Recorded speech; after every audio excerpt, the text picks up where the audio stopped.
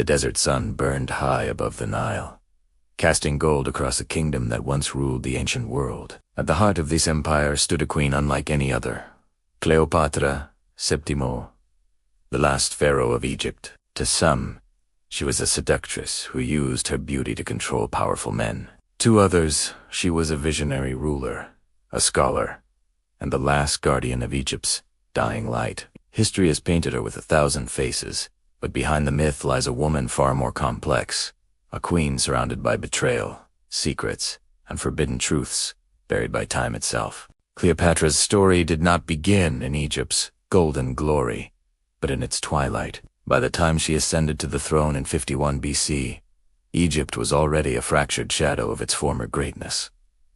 The mighty pyramids were ancient relics. The temples of Ra and Isis had lost their dominance. And Rome, that iron-hearted empire across the sea, had grown into a monster hungry for control. The Ptolemaic dynasty, founded by one of Alexander the Great's generals, ruled Egypt not as Egyptians, but as foreign kings of Greek blood. Cleopatra was born into that dynasty, a world of political poison and family murder, where power came not from birthright alone, but from cunning and will. Cleopatra was 18 when she became queen, alongside her 10-year-old brother, Ptolemy the 13th.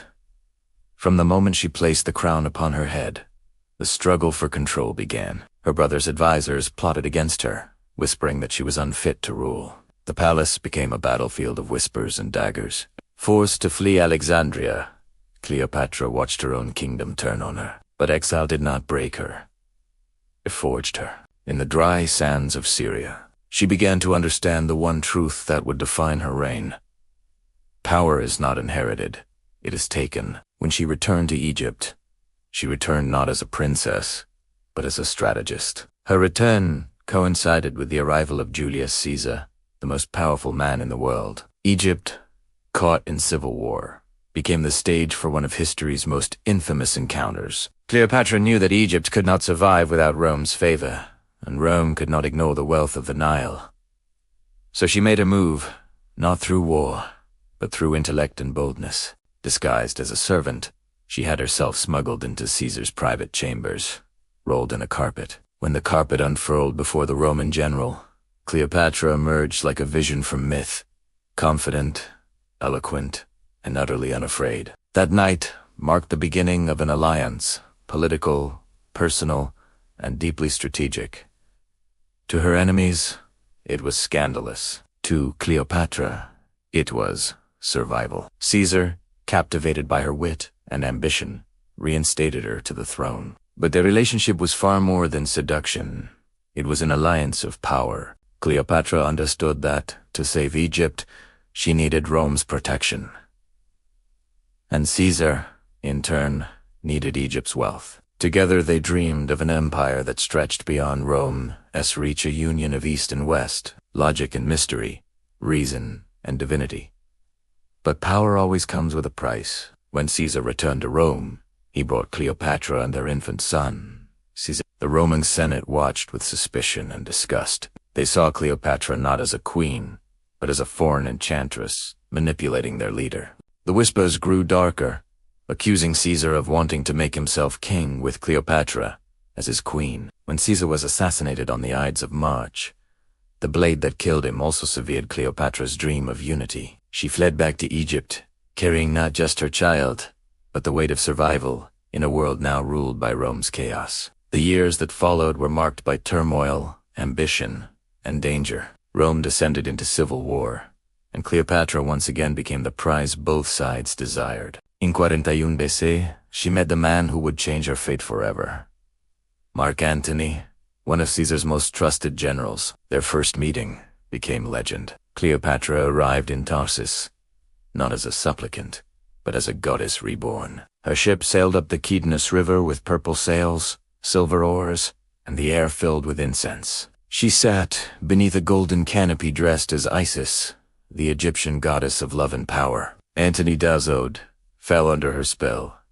Yet what truly bound them was not romance, but understanding. Both were outcasts of empire, leaders of fading legacies, and dreamers of lost worlds. Their union was one of passion and politics. Together, they sought to challenge Rome's growing tyranny under Octavian, Caesar's adopted heir.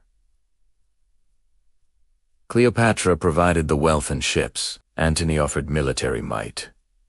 For a brief, burning moment, they ruled the East like gods. But Rome could not tolerate rivals. Octavian launched a campaign of propaganda, painting Cleopatra as a foreign temptress who had bewitched Antony into betraying his country. He turned the Roman people against her, branding her the enemy of civilization. The war that followed the final war of the Roman Republic would decide not only her fate, but the fate of Egypt itself. In 31 BC, at the Battle of Actium, Cleopatra's fleet faced Octavian's navy.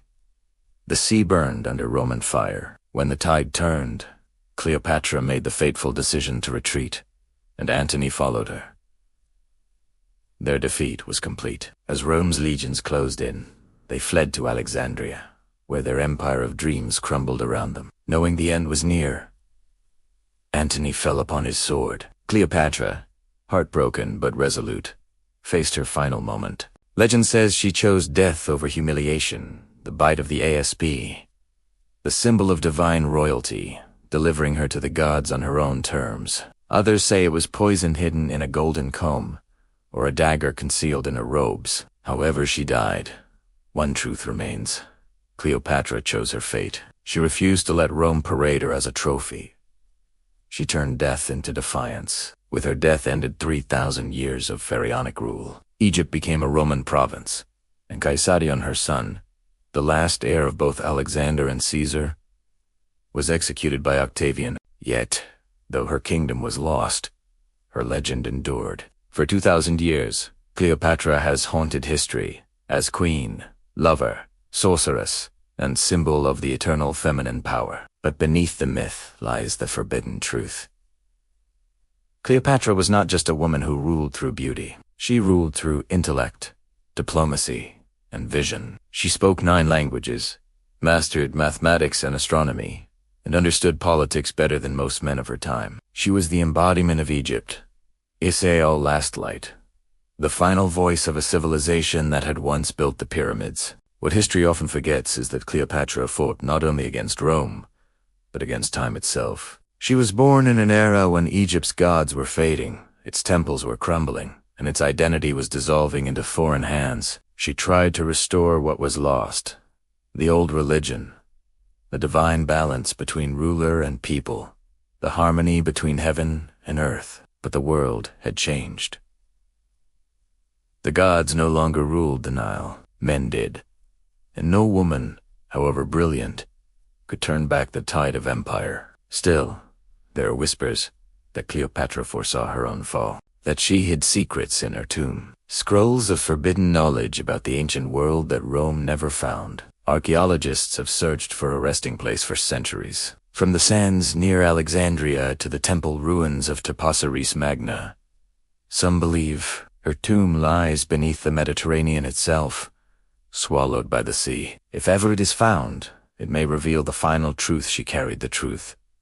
Rome feared so deeply that it buried her name under layers of myth. Even in death, Cleopatra's image was rewritten. Roman poets turned her into a cautionary tale, the dangerous woman who seduced great men and destroyed them. Medieval Europe turned her into a symbol of vanity and sin. Renaissance painters portrayed her as a tragic beauty, draped in gold and venom. Hollywood made her a goddess of desire. Yet through all these portrayals, the real woman vanished. The true Cleopatra was neither sinner nor saint. She was a leader navigating a world ruled by men. A survivor in an age of empires, a woman who dared to dream of independence when every other nation had already surrendered. The forbidden truth of Cleopatra's story is not that she seduced Rome, but that she defied it. She stood against the mightiest empire on earth and refused to kneel. Her kingdom may have fallen, but her legacy endures because she represents something timeless.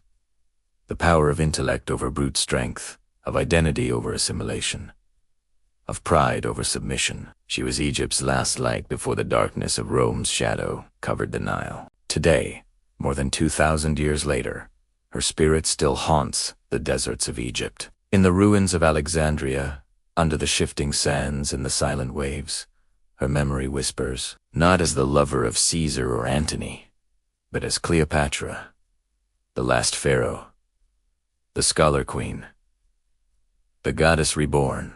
Her story reminds us that history is written by the victors, but legends are written by those who refuse to be forgotten. So when you think of Cleopatra, don't see her as a figure draped in jewels and myth. See her as she truly was, the last sovereign of a dying world, standing alone against the storm. She was the queen who faced Rome with nothing but her mind, her courage, and her will. And even when the empire crushed her kingdom, it could not destroy her legacy, because Cleopatra's greatest victory was not over her enemies. It was over time itself. Her name still echoes through history, a symbol of defiance, intellect, and eternal power. And that is the forbidden truth of Cleopatra, the woman who became more than a queen, more than a myth. She became immortal.